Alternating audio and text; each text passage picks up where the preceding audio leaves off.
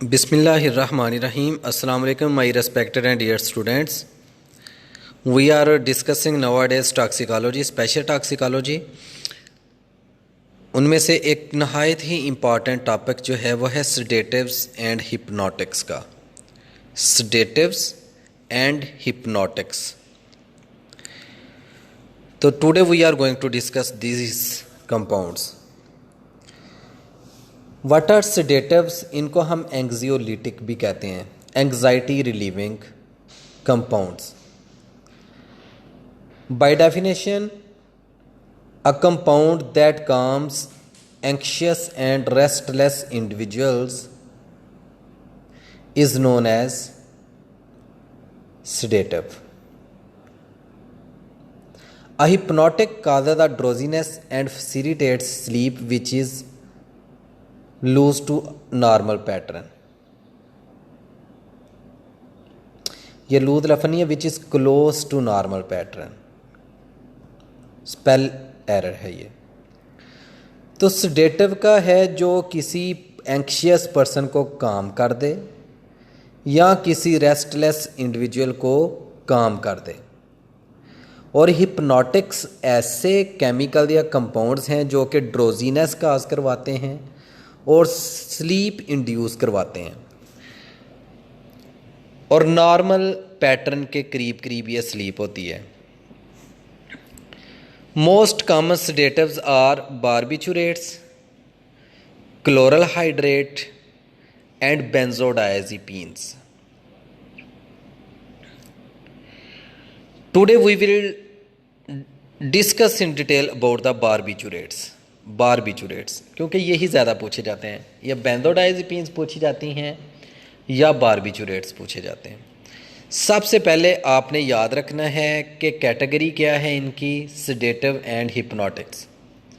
Sedatives ऐसे compounds होते हैं जो कि किसी एंक्शियस और रेस्टलेस पर्सन को काम कर दें, और हिप्नोटिक्स ऐसे कंपाउंड्स या केमिकल होते हैं जो कि फैसिलिटेट करते हैं स्लीप को और ड्रोजीनेस काज करते हैं, और इनमें जो स्लीप इंड्यूस होती है वो close to the normal sleep होती है। मोस्ट कॉमन इसमें जो कंपाउंड्स आते हैं उनमें बारबिचुरेट्स हैं, बेंजोडाइजेपीन्स हैं और क्लोरल हाइड्रेट्स हैं।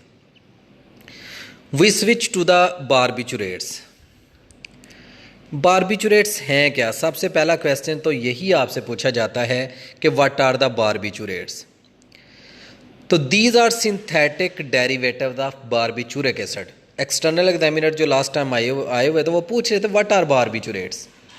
तो बारबिचूरेट्स क्या होते हैं? ये synthetic derivatives of barbituric acid होते हैं। These are widely used in clinical practice, और हमारे मेडिकल फील्ड में क्लिनिकल प्रैक्टिस में इनका यूज़ कॉमन है, स्पेशली एनेस्थीसिया देने के लिए ये जो है ना केमिकल्स और ये कंपाउंड्स बारबिचुरेट्स इस्तेमाल होते हैं बहुत ज़्यादा। These compounds are used as sedatives, hypnotics and when given IV as anaesthetic agent. यानी कि तीन तरह से यूज़ है, या सेडेटिव या हिप्नोसिस करने के लिए, या फिर एनेस्थेटिक ड्रग के तौर पे इस्तेमाल होते हैं for anaesthesia purposes. Again, what are barbiturates? These are the compounds which are the synthetic derivative of the barbituric acid. हमारी क्लिनिकल प्रैक्टिस में बहुत ज़्यादा यूज़ होते हैं to cause drowsiness to a patient, to induce sleep, और as an anaesthetic agent when administered IV. जो second question पूछा जाता है कि classify the barbiturates. Classification of barbiturates, ये आपको एससीक्यू भी आ सकता है, वाइवा में भी पूछा जा सकता है, या कोई बारबिचुरेट स्पेसिमन रख के तो इसकी हम क्लासिफिकेशन आपसे पूछ सकते हैं 2 नंबर की। तो barbiturates are commonly classified according to their duration of action. उनमें लॉन्ग एक्टिंग हैं, इंटरमीडिएट एक्टिंग बारबिचुरेट्स हैं, शॉर्ट एक्टिंग बारबिचुरेट्स हैं, और अल्ट्रा शॉर्ट एक्टिंग बारबिचुरेट्स हैं। 4 टाइप्स हैं।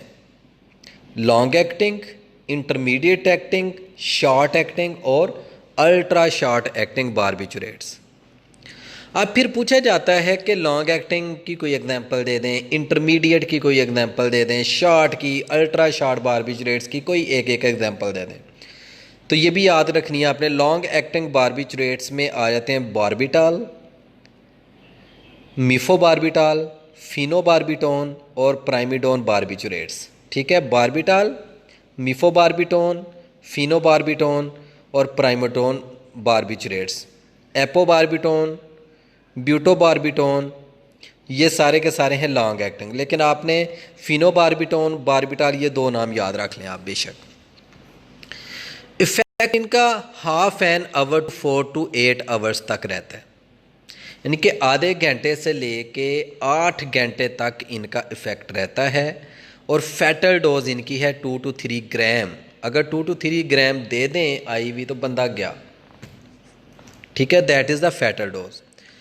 तो लॉन्ग एक्टिंग बारबिचुरेट्स का इफेक्ट आधे घंटे से लेके 8 घंटे तक रहता है और इनकी फैटल डोज 2 to 3 ग्राम्स है। Then comes the short acting barbiturates. इनमें पेंटोबारबिटोन, हेक्सोबारबिटोन, सीकोबारबिटोन है। इफेक्ट इनका यानी कि वो लॉन्ग एक्टिंग थे 8 घंटे तक थे, ये 8 घंटे से कम हो गए इनका इफेक्ट। शॉर्ट एक्टिंग 15 मिनट में इनका एक्शन शुरू हो जाता है और 2 से 4 घंटे तक ये कंटिन्यू रहता है और फैटल डोज 1 to 2 ग्राम है। अब देखें, जो लॉन्ग एक्टिंग है उनकी फैटल डोज भी ज़्यादा है, जो शॉर्ट एक्टिंग है उनकी फैटल डोज भी कम है, जो अल्ट्रा शॉर्ट है उनकी उससे भी कम हो जाएगी फैटल डोज। तो अल्ट्रा शॉर्ट एक्टिंग जो बारबिचुरेट्स हैं उनमें नंबर 1 इज़ थायोपेंटोन सोडियम, मिथोहेक्सिटोन, ये शामिल है। इफेक्ट अल्ट्रा शॉर्ट है, इमीडिएट इफेक्ट आएगा and last for duration of anaesthesia, कि जब तक एनेस्थीसिया दिए रखना है आप बार बार इसकी डोज रिपीट करते रहते हैं, जल्दी मेटाबोलाइज हो जाता है, फिर डोज रिपीट करनी पड़ती है, फिर डोज रिपीट करनी पड़ती है, फिर डोज रिपीट करनी पड़ती है। यानी कि according to the need of anaesthesia हम इसे बढ़ाते रहते हैं, लेकिन इनका इफेक्ट इमीडिएट है और फैटल डोज इनकी 1 ग्राम है, ओनली 1 ग्राम। तो लॉन्ग एक्टिंग, शॉर्ट एक्टिंग और अल्ट्रा शॉर्ट एक्टिंग, एक एक एग्जाम्पल और फैटल डोज आपको याद होनी चाहिए इनकी। Now we come to the pharmacokinetics. Route of administration क्या है? ओरल दे सकते हैं हम, आईवी दे सकते हैं। मेटाबॉलिज्म इनका लीवर में होता है, एब्जॉर्प्शन इनकी लिपोफिलिक है और एक्सक्रीशन यूरिन के थ्रू होती है। लिपोफिलिक का मतलब कि जहाँ पे फैट या लिपिड ज़्यादा होंगे वहाँ पे इनकी एब्जॉर्प्शन ज़्यादा हो जाएगी। रूट्स 2 हैं, ओरल और आईवी। मेटाबॉलिज्म लीवर में होता है, एब्जॉर्प्शन लिपोफिलिक है और एक्सक्रीशन यूरिन में होती है। अब एब्जॉर्प्शन एंड डिस्ट्रीब्यूशन हम थोड़ा सा इसके बारे में पढ़ लेते हैं कि क्या है। Rapidly absorb from GIT that including the rectum.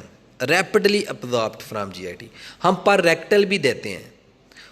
Mucosal surface से ये बहुत क्विकली यानी कि ये एब्जॉर्ब होते हैं और एब्जॉर्ब होने के बाद जाके ये लीवर में रिजाइड करते हैं। They are concentrated in the liver for a short time and then distributed into the body tissue and fluids. They are partly destroyed in the liver and excreted in the urine. Excretion is slow and may remain up to a week. ये याद रखना है, ये इनकी pharmacokinetics है। Pharmacokinetics में root of administration क्या है, मेटाबॉलिज्म कहाँ पे होता है, एब्जॉर्प्शन कैसे होती है, डिस्ट्रीब्यूशन कैसे होती है, फिर एक्सक्रीशन कैसे होती है, ये आपने याद करना है। All sedatives, tranquillisers, anticonvulsants, hypnotics and analgesics are synergists of barbiturates. Fatal dose हमने पहले भी पढ़ी, जो फैटल लॉन्ग एक्टिंग की 3 to 4 ग्राम है, इंटरमीडिएट एक्टिंग की उनसे कम है 2 to 3 ग्राम, शॉर्ट एक्टिंग की उससे कम है 1 to 2 ग्राम और अल्ट्रा शॉर्ट एक्टिंग की 1 ग्राम। जो इफेक्ट यानी कि अल्ट्रा शॉर्ट की तरफ आएगा फैटल डोज कम होती जाएगी। ये याद करने का एक तरीका है। Fatal period, patient remain in coma for 24 to 48 hours before death takes place. Occasionally coma may last for several days and the patient may die subsequently. ये फैटल पीरियड है कि 24 टू 48 आवर्स तक बंदा कोमाटोज रहता है और ultimately die होता है, या फिर कोमा पीरियड इससे भी ज़्यादा एक्सटेंड कर सकता है और सब्सिक्वेंटली डेथ अकर हो जाती है। Know the most important portion of these barbiturates is mode of action, क्योंकि जो एक्शन है उसी के मुताबिक सिम्टमटोलॉजी नहीं है। तो मोड ऑफ एक्शन ज़रूर पूछा जाता है कि बारबिचुरेट्स का मोड ऑफ एक्शन क्या है। तो it potentiates the effects of GABA and antagonises the effects of excitatory neurotransmitter glutamate. यानी कि गाबा जो है, गैमा अमाइनोबुटायरिक एसिड जो है, उसके इफ़ेक्ट्स को ये पोटेंशिएट करेगा, और जो ग्लूटामेट जो कि एक्साइटेटरी न्यूरोट्रांसमीटर है उसके इफ़ेक्ट को ये एंटागोनाइज करेगा। जब एक्साइटेटरी न्यूरोट्रांसमीटर का इफ़ेक्ट कम होगा तो एक्साइटेशन कम हो जाएगी, पर्सन गोज इनटू ड्रोजीनेस, स्लीप्स और काम हो जाता है। यही इसका इफेक्ट है।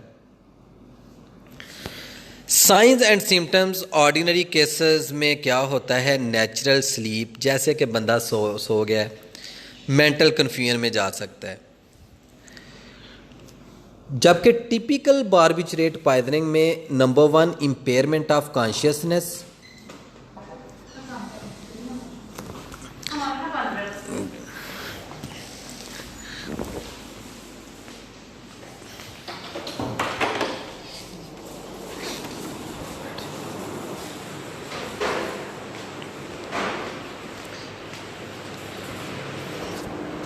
Sorry for interruption.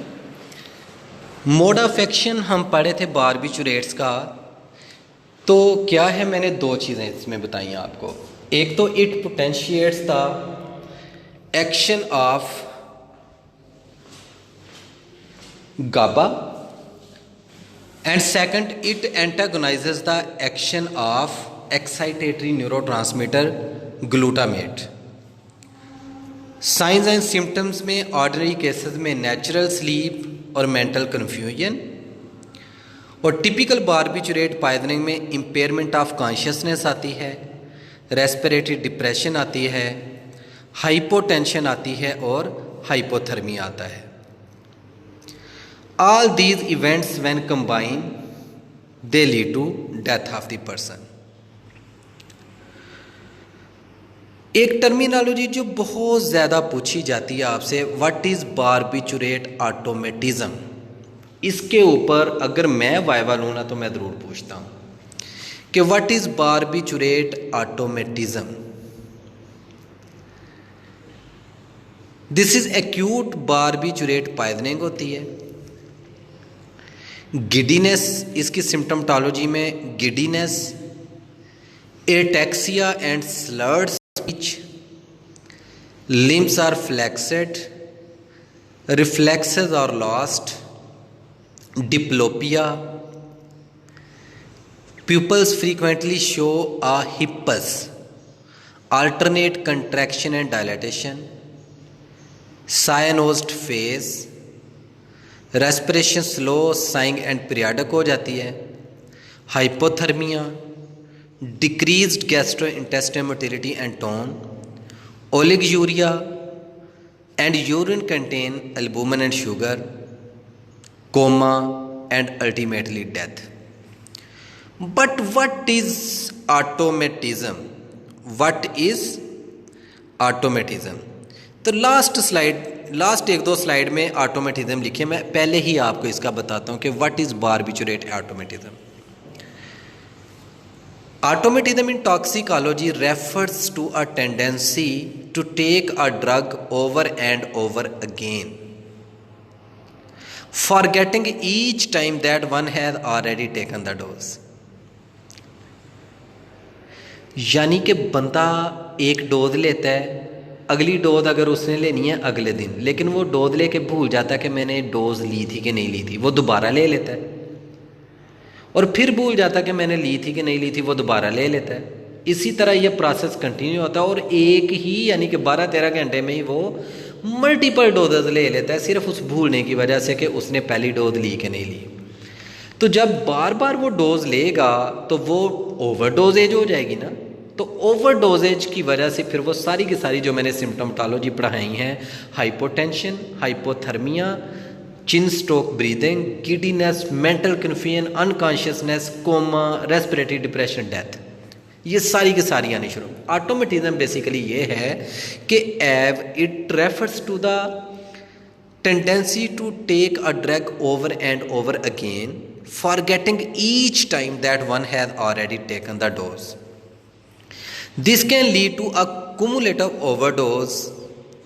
A particular example is barbiturates, which were once commonly used as hypnotic sleep-inducing drugs.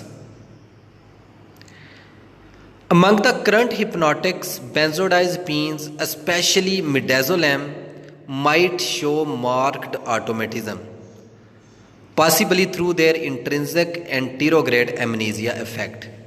याद रखनी है, ये भी क्वेश्चन पूछा कि जो करंटली हम आजकल मेडिसिन यूज़ कर रहे हैं उनमें कौन सी कॉमन ड्रग है जो ऑटोमेटिज्म काज करवाती है अपार्ट फ्राम दीज बारबिचुरेट्स, तो वो है midazolam. Barbiturates are known to induce hyperalgesia, that is aggravation of pain, and for sleeplessness due to pain. If barbiturates are used, more pain and more disorientation would follow, leading to drug automation and finally a pseudo suicide. इसको बंदा बार बार यानी कि overdose लेता रहता है due to forgetting the previous dose, और आखिरकार वो मर जाता है। इसको सूडो सुइसाइड भी हम कहते हैं, ऑटोमेटिज्म की वजह से जो मरना होता है। तो बारबिचुरेट ऑटोमेटिज्म के ऊपर एक अलहदा से क्वेश्चन भी आता है, ठीक है।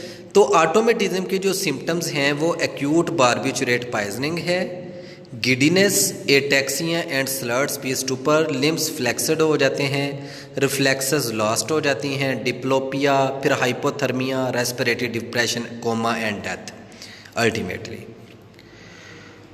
बट इन क्रोनिक इंटॉक्सिकेशन, जिसमें हम बारबिचुरेट एडिक्शन कहते हैं, क्रोनिक इंटॉक्सिकेशन में apathy, loss of power of concentration, somnolence, vertigo, tremors, ataxia, thick speech, delirium, hallucinations, emotional instability and general mental deterioration. बंदा मरता नहीं लेकिन उसमें ये क्रोनिक सिम्टोमेटोलॉजी आना शुरू हो जाती है, ये सिम्टम्स आना शुरू हो जाती हैं।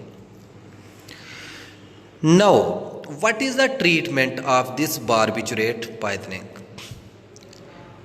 Support the vital functions. आपने पढ़ा क्या क्या सिम्टम्स आई थी? हाइपोटेंशन, हाइपोथर्मिया, रेस्पिरेटरी डिप्रेशन, तो हमने airway, breathing, circulation, dehydration, electrolyte imbalance और फ्लूइड्स वगैरह को मेंटेन करना है। ABCDE सारा कुछ हमने करना है।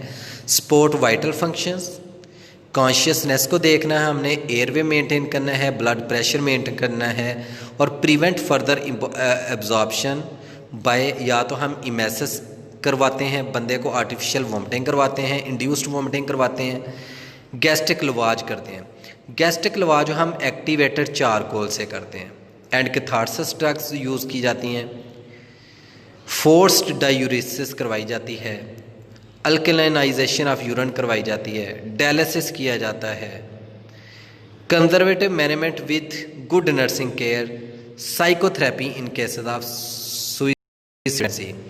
कोई पेट ड्रग नहीं है इसका एंटीडोट, ठीक है। सारी की सारी इसकी सपोर्टिव ट्रीटमेंट है, ठीक है, जिसमें ABCDE हमने मेंटेन करनी है, गैस्ट्रिक लवाज करना है, इमेसिस करवानी है हमने, ठीक है ना, ये चीज़ें, और फोर्स डायूरेसिस करवानी है, अल्कलाइनाइजेशन ऑफ द यूरिन करवानी है, डायलिसिस करवा सकते हैं, और जब बंदा थोड़ा सा स्टेबल होता है तो उसकी हम साइकोथेरेपी कर सकते हैं ऐसे पर्सन में जिनमें सुइसाइडल टेंडेंसी होती है।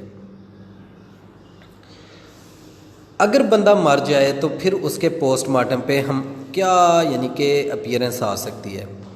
पेरिफेरल साइनोसिस आपको नज़र आएगी, क्योंकि जब भी बंदा मरेगा रेस्पिरेटरी डिप्रेशन से मरेगा।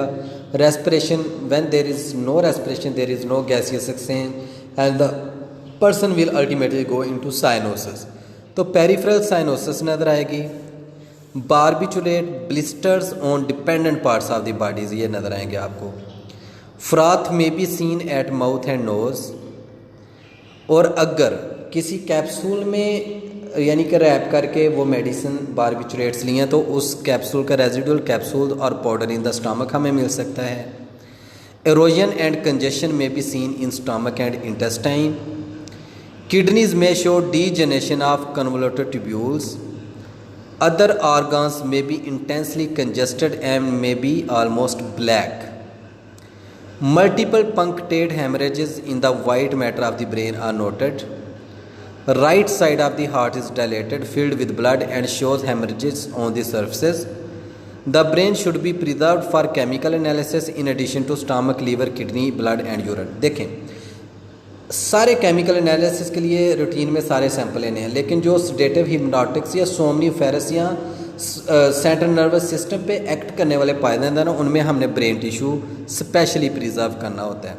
तो because barbiturates also affect our CNS central nervous system, so for chemical analysis sample of the brain should also be preserved. Again more brief करने के लिए पोस्टमार्टम अपीयरेंस में जितने भी एस्फिक्सिया के जनरलाइज साइंस हैं ना वो सारे के सारे नज़र आते हैं। स्टमक ओपन करेंगे तो stomach all organs will be congested and black in colour with their mucosa eroded. और उसके अलावा जो है आपको रेजिडुअल कैप्सूल्स स्टमक में नज़र आ सकते हैं। ठीक है जी। डिफरेंट ऑर्गन्स के ऊपर पंक्टेट हेमरेजेस जिनको हम पेटिकल हेमरेजेस कहते हैं वो नज़र आएंगी। ठीक है। और ब्रेन का सैंपल हमने ज़रूर लेना है along with stomach, liver, kidneys, blood and urine. Medico legal importance क्या है? बारबिचुरेट से सुइसाइड कॉमन है। होमिसाइडल केसेस आल्सो रिपोर्ट होते हैं, किसी को खिला दिए जाते हैं। और एक्सीडेंटल में बारबिचुरेट ऑटोमेटिज्म आती है। ये क्वेश्चन पूछे medico legal importance of barbiturates भी ज़रूर पूछी जाती है कि सुइसाइडल कॉमन है, होमिसाइडल केसेस भी रिपोर्टेड हैं। और एक्सीडेंटल में क्या है? बारबिचुरेट ऑटोमेटिज्म, जो कि मैंने खुद आपको बता दिया। सूडो सुइसाइड भी जिसे हम कहते हैं कि बंदा भूल जाने की वजह से बार बार डोज लेता रहता है और ओवरडोज होने की वजह से वो मर जाता है। यानी कि उसकी टेंडेंसी सुइसाइड करने की नहीं होती लेकिन वो मर जाता है। इसको हम सूडो सुइसाइड कहते हैं। तो ये बारबिचुरेट पॉइजनिंग में या बारबिचुरेट ऑटोमेटिज्म में सूडो सुइसाइड होती है। तो ये था ब्रीफ सा लेकिन बड़ा कंप्रीहेंसिव सा account about the barbiturate poisoning. इसमें आई अगेन रिपीट, सबसे पहले तो पूछा जाता है कि what are sedative and what are hypnotics. फिर उसके बाद बारबिचुरेट्स का इंट्रोडक्शन होता है कि ये कहाँ से डिराइव होते हैं। ये बारबिचुरिक एसिड से डिराइव होते हैं। क्लिनिकल प्रैक्टिस में बहुत ज़्यादा यूज़ होते हैं। ठीक है। एनेस्थेटिक एजेंट के तौर पे भी इस्तेमाल होते हैं। क्लासिफिकेशन में हमने long acting, intermediate acting, short acting और अल्ट्रा शॉर्ट एक्टिंग, ये इसकी 4 टाइप्स पढ़ी हमने। देन हमने चारों टाइप्स का फैटल डोज और फैटल पीरियड भी पढ़ा। Then we discuss the pharmacokinetics. Then we discuss the mode of action. Mode of action में 2 चीज़ें हमने पढ़ी कि ये गाबा के इफ़ेक्ट्स को पोटेंशिएट करता है जबकि एक्साइटेटरी न्यूरोट्रांसमीटर ग्लूटामेट को एंटागोनाइज करता है। Science and symptoms typical barbiturate poisoning के मैंने आपको बता दे और बारबिचुरेट ऑटोमेटिज्म के ऊपर नोट लिखना आता है, इसको डिफ़ाइन करना होता है और इसकी सिम्टमटोलॉजी लिखनी होती है। और आखिर पे ये भी बताना होता है कि अगर बंदा इससे मर जाए तो इसको हम सूडो सुसाइड भी कहते हैं। क्या कहते हैं? सूडो सुसाइड कहते हैं। ट्रीटमेंट में सारी की सारी इसकी सपोर्टिव ट्रीटमेंट है। No pet antidote is there for barbiturate poisoning. Treatment is totally symptoms dependent. ठीक है। और सिस्टमेटिक ट्रीटमेंट है इसकी सारी की सारी। ठीक है। कि अगर तो एब्जॉर्ब नहीं हुआ तो हम स्टमक लवाज कर देते हैं, इमेसेज इंट्रोड्यूस कर दें। अगर एब्जॉर्ब हो गया तो फिर हमने उसको निकालना है, हम फोर्स डायूरेसिस करवा देते हैं, डायलिसिस करवा देते हैं। ठीक है ना। ये सारी की सारी जो है ना ये इसकी सपोर्टिव मेजरमेंट्स हैं to treat that patient. Postmortem appearance में सारी की सारी जनरलाइज्ड जो सिम्टम्स या साइंस हैं फॉर द एस्फिक्सिया जिसमें साइनोसिस है कंजेशन ऑफ द ऑर्गन्स है, पर्टिकुलर हेमरेजेस हैं, फ्लूडिटी ऑफ ब्लड है, ये सारे के सारे आपको मिलेंगे। जबकि लोकल साइंस में स्टमक में आपको ओरोजन्स नज़र आएंगी और ऑल विथरास कंजेस्टेड और ब्लैक होंगे। इसमें right side of the heart dilated होगी और फिल्ड विद ब्लड होगी। ठीक है। मेडिको लीगल इंपॉर्टेंस में फिर मैंने बताया कि suicide commonly, homicidal cases also reported, और एक्सीडेंटल में जो है बारबिचुरेट ऑटोमेटिज्म आती है। ठीक है, जिसको हम सूडो सुइसाइड भी कहते हैं। तो this whole lecture is about the barbiturates. You have to learn by heart this topic because it is frequently asked viva question. So nice of you. Thank you. Allah Hafiz.